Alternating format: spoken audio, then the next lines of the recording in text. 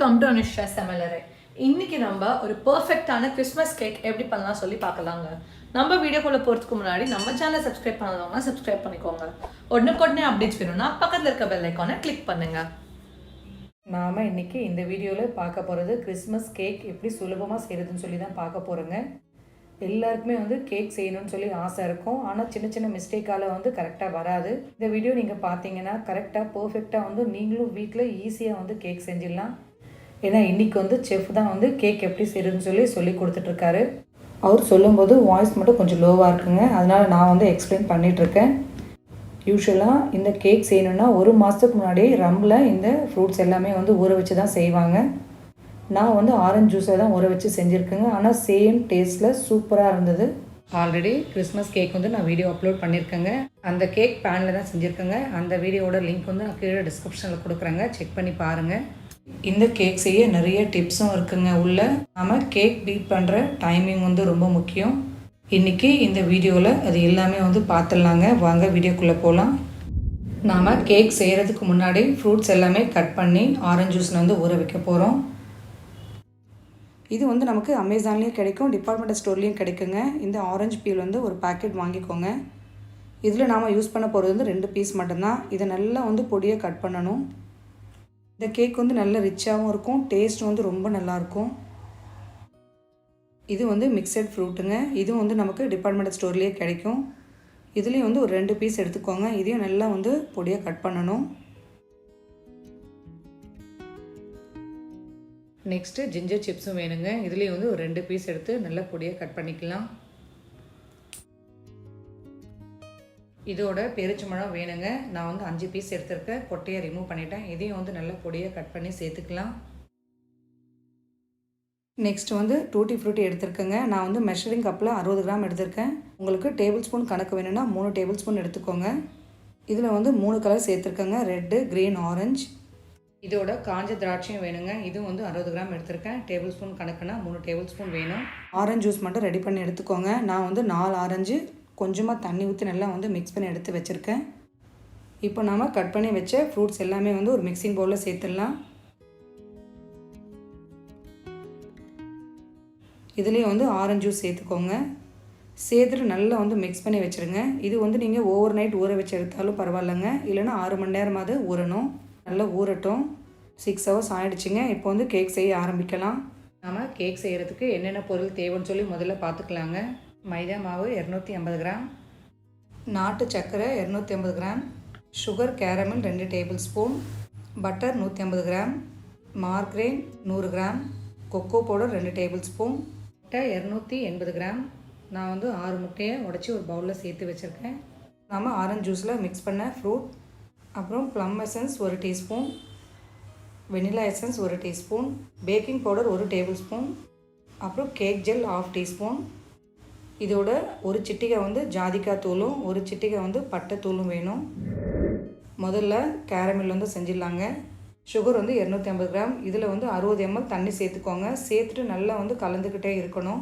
சர்க்கரை நல்லா கரைஞ்சி வருங்க. பாகு கலரில் இருக்குது பாருங்கள். இது இன்னும் கலர் சேஞ்ச் ஆகணுங்க. நல்லா கருப்பு கலராக வரணும்.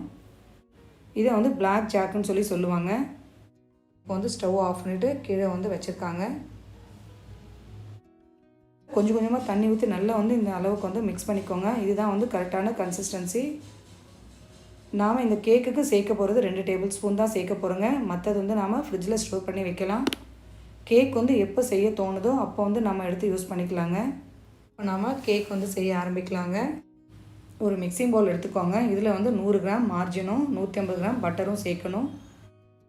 இந்த ரெண்டுத்தையுமே நாம் ஒரு 3 நிமிஷத்துக்கு நல்லா பீட் பண்ணுங்க. நல்லா ஃப்ளஃபியாக வரணும்.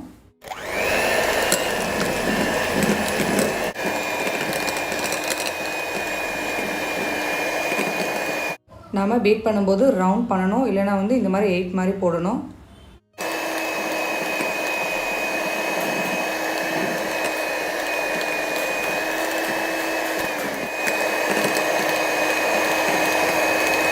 மெயினாக நம்ம பீட் பண்ணுறதுல தான் இருக்குங்க. நல்லா பீட் பண்ணால் கேக் நல்லா பர்ஃபெக்டாக வரும். இப்போது ரெண்டுமே நல்லா பீட் பண்ணியாச்சு. பார்க்கவே நல்லா க்ரீமியாக இருக்குது பாருங்கள். இப்போ நாட்டு சர்க்கரையை சேர்த்துடலாம். 250 கிராம் நாட்டு சர்க்கரை, இதையும் சேர்த்துட்டு நல்லா வந்து பீட் பண்ணணும்.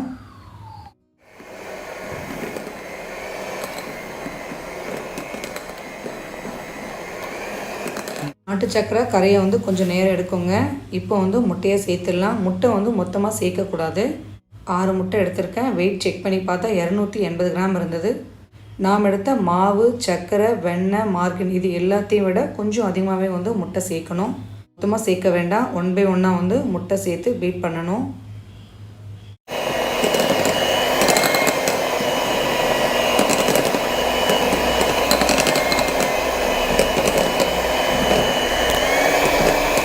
நெக்ஸ்ட் நாம் செகண்ட் எக்கை சேர்த்துக்கலாங்க.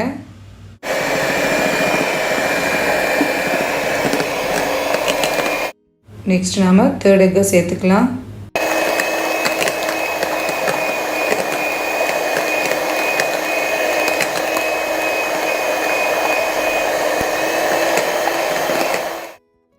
தேர்ட் எக்கை சேர்த்துட்டு நல்லா வந்து பீட் பண்ணிவிட்டு இப்போ வந்து கேக் ஜெல்லை சேர்த்துடலாங்க. 1/2 டீஸ்பூன் வந்து சேர்க்கணும். ஒவ்வொரு முட்டையும் சேர்த்து பீட் பண்ணும்போது 1 நிமிஷத்துக்கு வந்து கண்டிப்பாக பீட் பண்ணணுங்க. கேக் ஜெல் சேர்த்துட்டு நல்லா வந்து பீட் பண்ணணும். கேக் ஜெல் இல்லைன்னா நீங்கள் பேக்கிங் சோடாவை சேர்த்துக்கோங்க. 2 எக்கும் போடலாம்.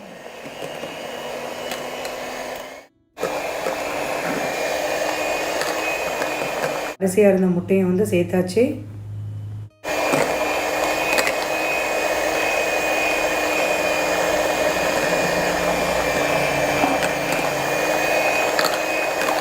ஒரு வாட்டி நல்லா ஸ்பேட்சில் வச்சு இந்த மாதிரி மிக்ஸ் பண்ணிவிடுங்க. இதில் வந்து 1 டீஸ்பூன் ப்ளம் எசன்ஸும் வெனிலா எசன்ஸ் 1 டீஸ்பூன் சேர்த்துக்கலாம். இது ஏன் சேர்க்குறோன்னா முட்டையோட ஸ்மெல் வராதுங்க, நல்ல ஃப்ளேவராக இருக்கும். இதுலேயே வந்து சுகர் கேரமில் 2 டேபிள் ஸ்பூன் சேர்த்துக்கலாம். சுகர் கேரமில் ஏன் சேர்க்குறோன்னா நல்லா வந்து கேக்கு ப்ரௌன் கலராக வருங்க. இதுலேயே வந்து கொக்கோ பவுடர் 2 டேபிள் ஸ்பூன் சேர்த்துக்கலாம். சேர்த்துட்டு நல்லா வந்து மிக்ஸ் பண்ணணும்.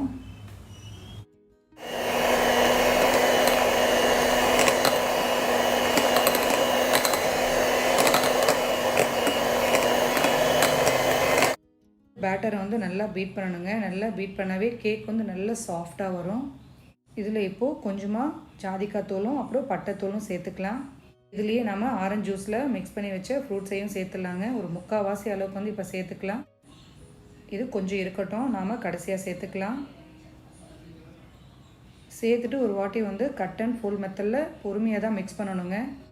நெக்ஸ்ட்டு நாம் மைதா மாவு சேர்த்துலாங்க. இந்த மைதா மாவோட அளவு வந்து 250 கிராம். இதை வந்து நான் 2 வாட்டி சளிச்சு வச்சுருந்தேங்க. இதில் வந்து 1 டேபிள் ஸ்பூன் பேக்கிங் பவுடர் சேர்த்துக்கலாம். சேர்த்துட்டு நல்லா வந்து மிக்ஸ் பண்ணிவிட்டு இப்போது மாவு வந்து கொஞ்சம் கொஞ்சமாக சேர்த்துட்டு கட் அண்ட் ஃபோல்ட் மெத்தடில் மிக்ஸ் பண்ணலாம். மாவு மிக்ஸ் பண்ணும்போது கட் அண்ட் ஃபோல்ட் மெத்தடில் தான் மிக்ஸ் பண்ணணுங்க. ரொம்ப அழுத்தம் கொடுத்து மிக்ஸ் பண்ணால் மாவு வந்து வெயிட் ஆகிடும், கேக் வந்து பொங்கி வராது. இதில் மிச்சம் இருக்க ஃப்ரூட்ஸ் எடுத்து சேர்த்துடலாங்க. சேர்த்துட்டு கட் அண்ட் ஃபோல்ட் மெத்தட்லேயே வந்து மிக்ஸ் பண்ணுங்கள். கேக் பேட்டர் ரெடி ஆகிடுச்சுங்க. இது வந்து கரெக்டான கன்சிஸ்டன்சி. இதை நாம் இப்போது பேக்கிங் ட்ரேக்கு மாற்றிக்கலாம். பேக்கிங் ட்ரேயில் கொஞ்சமாக கீழே மட்டும் வெண்ணெய் அப்ளை பண்ணிக்கோங்க. இதுலேயே வந்து பட்டர் ஷீட் கட் பண்ணி சேர்த்துக்கோங்க. கேக் பேட்டரை கொஞ்சமாக எடுத்து இந்த மாதிரி அங்கங்கே மட்டும் ஸ்டிக் பண்ணி விட்டுடுங்க. பட்டர் ஷீட் வந்து இந்த மாதிரி வால் மாதிரி சைட்லேயும் வந்து சேர்த்துருங்க. அதே மாதிரி 9 இன்ச் பேன் ஒன்று, 6 இன்ச் பேன் ஒன்று எடுத்துருக்காங்க. இது ரெண்டுத்துலேயுமே வந்து பாதி அளவு ஊற்றினா போதும். கேக் வந்து வெந்து வரும்போது நல்லா ஃபுல்லாக வரும். கேக் பேட்டரை சேர்த்துட்டு ஒரு 2-3 வாட்டி வந்து டேப் பண்ணுங்கள். நல்லா ஈவனாக ஸ்ப்ரெட் ஆகும். நாம் ரெடி பண்ணுற இந்த கிறிஸ்மஸ் கேக் வந்து வெந்ததுக்கப்புறம் 1.5 கிலோ வரும். இதில் கொஞ்சமாக முந்திரி, செரி, அப்புறம் வந்து பிளாக் கிரேப்ஸ் வந்து சேர்த்துருக்கோம். நாம் கேக் பேட்டர் மிக்ஸ் பண்ணும்போதே வந்து ஓடிஜி ப்ரீஹீட் பண்ணணும். ஓடிஜியில் செஞ்சாலும் சரிங்க, குக்கரில் செஞ்சாலும் சரி, முன்னாடி வந்து ப்ரீஹீட் பண்ணணும். நான் இன்றைக்கி ஓடிஜியில் தான் செய்கிறேங்க.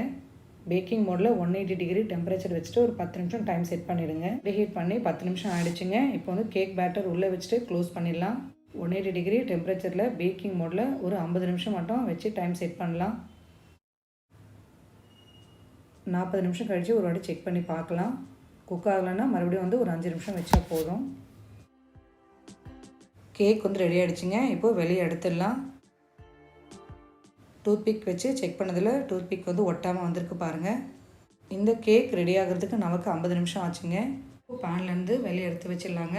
இந்த மாதிரி எடுக்க வசதியாக இருக்கும். நீங்கள் சுற்றி வந்து பட்டர் ஷீட் சேர்த்துருந்தா. கேக் பேன்லேருந்து கேக்கை வந்து வெளியே வச்சுட்டோங்க. ஏன்னா வந்து கேக் பேன் இன்னும் சூடாக இருக்குது. நீங்கள் வந்து பேனில் வச்சு ரெடி பண்ணாலும் சரிங்க, இல்லைனா ஓடிஜி ஓவனில் எதில் செஞ்சாலும் அதுக்கு ஏற்ற மாதிரி டெம்பரேச்சர் வந்து மாறுபடும். கேக்கு நல்லா சாஃப்டாக இருக்குங்க. பட்டர் ஷீட்டுக்கும் பாருங்கள் எதுவுமே ஒட்டலை. நான் கேக்கை வந்து 2ஆக உடச்சி காட்டுறேன் பாருங்கள். நல்லா பஞ்சு மாதிரி இருக்குங்க கேக்கு. டேஸ்ட்டும் வந்து ரொம்ப சூப்பராக இருந்தது. இன்னொரு கேக் வந்து நாம் இந்த மாதிரி பேக் பண்ணலாங்க. இந்த ஷீட் வந்து நமக்கு டிபார்ட்மெண்டல் ஸ்டோர்லேயே கிடைக்கும். ஒரு ஷீட் எடுத்துகிட்டு நாம் கேக் வந்து உள்ளே வச்சுட்டு இதில் வந்து நான் பட்டர் ஷீட் ரிமூவ் பண்ணிட்டேன். இந்த மாதிரி பேக் பண்ணி கொடுக்கலாங்க. பார்க்கவே வந்து சூப்பராக இருக்கும். கிறிஸ்மஸ் கேக் செய்கிறது ரொம்ப சுலபம். இதை வந்து நான் கட் பண்ணி காட்டுறேன் பாருங்கள். எவ்வளோ சாஃப்டாக இருக்குது பாருங்கள். டேஸ்ட் வந்து ரொம்ப சூப்பராக இருக்கும். இதே ஸ்டைலில் நீங்களும் ட்ரை பண்ணி பாருங்கள். சேம் பேக்கரி டேஸ்ட்டில் தான் இருக்குங்க. அளவுகள் மட்டும் முக்கியங்க. எப்போவுமே வந்து நாம் கேக் செய்யும்போது அளவுகள் எல்லாமே வந்து கரெக்டாக சேர்த்தா கரெக்டாக பர்ஃபெக்டாக வரும். இந்த வீடியோ உங்களுக்கு பிடிச்சிருந்தா லைக் பண்ணி ஷேர் பண்ணி சப்ஸ்கிரைப் பண்ணுங்கள். தேங்க்ஸ் ஃபார் வாட்சிங்.